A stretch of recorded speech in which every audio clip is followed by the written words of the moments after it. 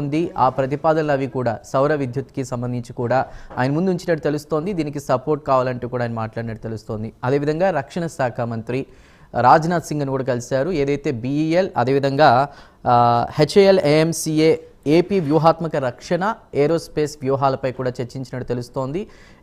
ముఖ్యంగా చూసుకుంటే గనక పోలవరం బనకచెర్ల అనుసంధాన ప్రాజెక్టు ప్రతిపాదనకు సంబంధించి కూడా ఆ వివరించినట్టు తెలుస్తోంది. అదేవిధంగా ఏపీకి సంబంధించి కూటమి ప్రభుత్వం ఏర్పాటైన తర్వాత ప్రస్తుతం ఇప్పుడు చూసుకుంటే కనుక అభివృద్ధి దిశగా దేశానికి ఏపీ ఎలా ఒక కీలకం కాబోతుంది అనేటువంటి అంశాలపై కూడా చాలా రకాల ప్రతిపాదనలన్నీ కూడా కేంద్ర మంత్రులందరినీ కూడా ఇవాళ కలిసి మాట్లాడినట్టు తెలుస్తోంది. అయితే దీనిపై వాళ్ళు ఎలా స్పందించారు, ఏంటి అసలు ఈ పర్యటన ముఖ్య ఉద్దేశం ఏంటి అనేది చూసుకుంటే గనక కేంద్రం ప్రకటించిన పథకాలు ఏవైతే ఉన్నాయో వాటి బెనిఫిట్స్ ఆంధ్రప్రదేశ్కి చేరేలాగా కూడా ప్రయత్నం చేస్తున్నట్టు తెలుస్తోంది. అదేవిధంగా రాష్ట్రానికి ఆర్థిక కేటాయింపులు నిధుల విడుదలకు సంబంధించి నిధుల కోసం ముఖ్యంగా ఆయన ఈ పర్యటన ముఖ్య ఉద్దేశంగా మనం మాట్లాడుకోవచ్చు. రైట్, ఇదే అదేవిధంగా మరోవైపు రేపు మనకున్న సమాచారం ప్రకారం రేపు సాయంత్రం 7 గంటల బయలుదేరి ముంబై వెళ్ళి అక్కడి నుంచి 9 గంటలకి ఢిల్లీ చేరుకోబోతున్నారు AP deputy CM Pawan Kalyan. ఆయన సీఎం కాన్క్లేవ్ కూడా హాజరు కానున్నారు. సో ఈ వరుస పర్యటనలు ఇవన్నీ కూడా అప్పుడే సంవత్సరం గడిచిపోయింది.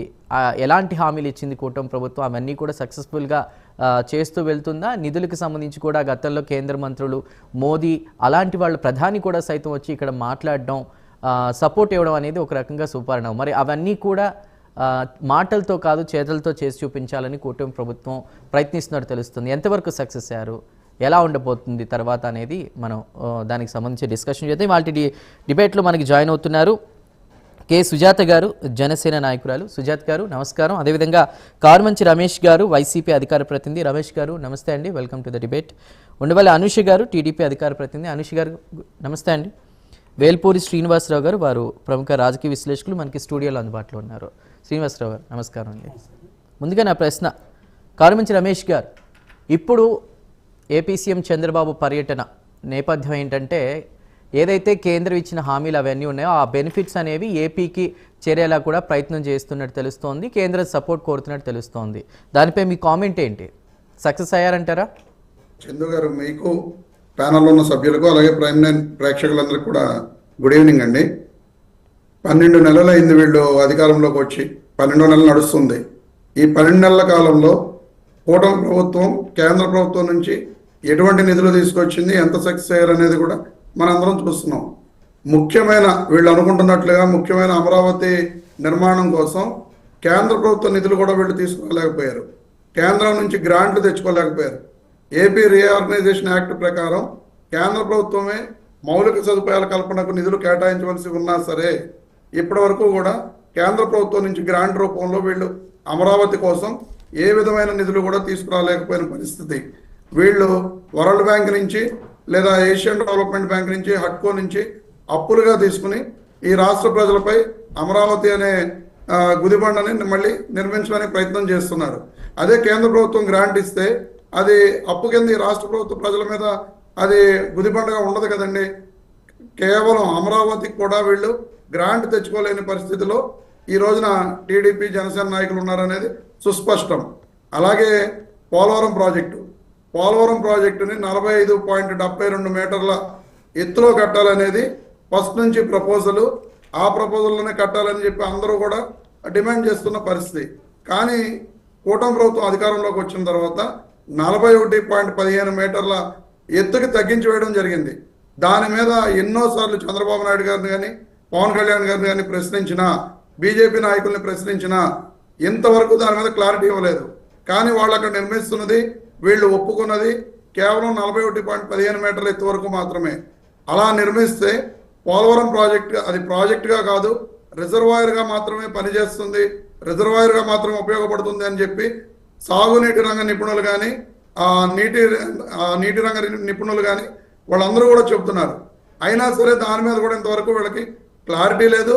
ఇంతవరకు దాని మీద వీళ్ళు ఏ విధంగా కూడా కేంద్ర ప్రభుత్వం మీద ఒత్తిడి తీసుకువచ్చి 45.72 మీటర్లకు నిర్మించే విధంగా ఏ విధమైన ప్రయత్నాలు కూడా చేసిన దాఖలాలు మనకు కనపట్లేదు. అలాగే ఇంకో అతి ముఖ్యమైన సమస్య ఈ రాష్ట్రంలో విశాఖ ఉక్కు కర్మాగారాన్ని ప్రైవేటైజేషన్ చేయడం. నిన్న కూడా అక్కడ సమ్మె జరగడం మొదలుపెట్టారు. 3,000 మంది కార్మికులను తీసేస్తున్నారని చెప్పి 11,000 కోట్ల రూపాయలు కేంద్ర ప్రభుత్వం అది రీఆర్గనైజ్ చేయడానికి ఇచ్చారని చెప్పి చెప్పడం జరిగింది. ఈ రోజున 11,000 కోట్ల రూపాయలు కూడా కేవలం ఆ విశాఖ ఉక్కు కర్మాగారానికి ఉన్న అప్పులకి కట్టివేయడం జరిగింది తప్ప ఆ ఉక్కు కర్మాగారాన్ని మరలా పునర్జీవింపజేయడానికి ఎటువంటి ఆ నిధులను కూడా ఎక్కడా కూడా ఉపయోగించిన దాఖలాలు అయితే మనం ఎక్కడా కూడా చూడని పరిస్థితులు. ఈ రాష్ట్రంలో ఈ 3 ప్రధాన సమస్యల మీద కూడా వీళ్ళకి కేంద్ర ప్రభుత్వం నుంచి ఎటువంటి హామీ లేదు, ఎటువంటి వాళ్ళకి నిధులు కూడా రాలేదు. కానీ ముఖ్యమంత్రి గారు కేంద్రం వెళ్తారు, ఢిల్లీ వెళ్తారు, ఇప్పటికి 5వ 6వ వెళ్ళారు అనుకుంటా. వెళ్ళినప్పుడు కూడా ఆయన మాట్లాడుతున్నా మనకు నిధులు వస్తున్నాయి, నిధులు వరద పారుతుంది అని చెప్పి చెబుతారు. కానీ ముఖ్యమైన సమస్యల మీద మాత్రం ఎక్కడా కూడా మనకి ఒక్క రూపాయి నిధి కూడా రాని పరిస్థితి. ఈ విధంగా రాష్ట్రంలో కూటమి ప్రభుత్వం వచ్చిన తర్వాత కేంద్ర ప్రభుత్వం నుంచి అవసరమైన వాటికి నిధులు రాలేదు అనేది ప్రత్యక్ష నిదర్శనంగా మన అందరికీ కనపడుతుంది. రైట్, మీరు అన్నట్టు కూటమి ప్రభుత్వం అటు కేంద్రం దగ్గరకు వెళ్ళడం, ఆ మంత్రుల్ని కలవడం, నిధులు వస్తున్నాయని చెప్తున్నాయి అంటున్నారు. వైసీపీ ప్రభుత్వంలో జగన్మోహన్ రెడ్డి గారు ఎన్నిసార్లు వెళ్ళారు సెంట్రల్కి, అదేవిధంగా ఎన్ని తీసుకొచ్చారు నిధులు? ప్రతిసారి ఒక్క పేపరే అదే డిస్క్లోజర్ చేస్తూ వచ్చారు, ప్రతిసారి ఏ కేసులకు సంబంధించి వెళ్ళారనే ఆరోపణలు కూడా ఉన్నాయి. దానిపై మీరేం మాట్లాడతారు? సార్, ఇప్పుడు చంద్ర గారు, ఇప్పుడు చర్చ వైసీపీ ప్రభుత్వం వెళ్ళినప్పుడు ఎన్ని నిధులు తీసుకువచ్చారు లేదా కేసుల గురించి మాట్లాడారు, అవే ఆరోపణలు వచ్చాయనే దాని మీద చర్చ కాదు. అంటే అలా కాదు వైసీపీ ప్రభుత్వంలో సంక్షేమ పథకాలే పట్టించుకుని అభివృద్ధి పక్కన పెట్టారు, ఆ డబ్బులన్నీ కూడా దోచుకున్నారు. అందుకే రాష్ట్రానికి దుస్థితి, ఈ రోజు ఇలా తిరగాల్సిన పరిస్థితి అనేది టీడీపీ వాదనగా ఉంది. వీళ్ళు చెప్పారు వైసీపీ ప్రభుత్వం అధికారంలో ఉండగా 14 లక్షల కోట్ల అప్పు అయిపోయిందని చెప్పారు. ఈ రోజు 14 లక్షల కోట్ల అప్పు ఈ జగన్మోహన్ రెడ్డి గారి ప్రభుత్వం చేసిందండి. కేవలం 3,32,000 కోట్లు మాత్రమే చేయడం జరిగింది అని చెప్పి అసెంబ్లీలో ఈ రాష్ట్ర ఆర్థిక శాఖ మంత్రి పయ్యావుల కేశవ గారు ప్రకటించడం జరిగింది. మరి ఎన్నికలకు ముందు వీళ్ళు ఏం చెప్పారండి? 14 లక్షల కోట్లు, 12 లక్షల కోట్లు, 10 లక్షల కోట్లు, 9 లక్షల కోట్లు, వీళ్ళు ఇష్టం వచ్చినట్లు రకరకాల నెంబర్లు వీళ్ళు చెప్పడం జరిగింది. మరి కూటమి ప్రభుత్వం అబద్ధాలు చెప్పి ఈరోజు అధికారంలోకి రావడం జరిగింది. సంవత్సరం అయినా సరే వాళ్ళు ఇస్తానన్న సూపర్ 6 హామీలు ఎక్కడ అమలు చేసిన దాఖలాలు లేవు. కానీ మీరు మాత్రం వైఎస్ఆర్ కాంగ్రెస్ పార్టీ గతంలో అధికారంలో ఉన్నప్పుడు కేంద్ర ప్రభుత్వం నుంచి ఏం తీసుకొచ్చారని చెప్పి మాత్రం అడుగుతారు. ఏం తీసుకురాలేదు సార్. నిజంగా వైఎస్ఆర్ కాంగ్రెస్ పార్టీ అధికారంలో ఉండగా కేంద్ర ప్రభుత్వం నుంచి పోలవరం ప్రాజెక్టు 45.72 మీటర్ల ఎత్తులోనే కట్టాలని చెప్పి అలాగే నిర్మాణం గావించింది. ఆ రోజున సుమారుగా 12,000 కోట్ల రూపాయలు కేంద్ర ప్రభుత్వం నుంచి ప్రాజెక్టు రావడం జరిగింది. మరి ఈ రోజున ఇప్పటి వరకు కూడా ఆ పోలవరం ప్రాజెక్టుకి ₹1 వచ్చిన దాఖలాలు లేవు. గతంలో ఈ ప్రభుత్వం అధికారంలోకి వచ్చిన తర్వాత సుమారుగా 2,000 కోట్లు ఒకసారి, 2,000 కోట్లు ఒకసారి ఇస్తే వాటిని కూడా డైవర్ట్ చేశారని చెప్పి మనం పత్రికల్లో చూద్దాం. పూర్తి చేస్తాం త్వరలో అంటున్నారు కదా, అది అవుతుందో లేదో చూద్దాం. మాట్లాడదాం.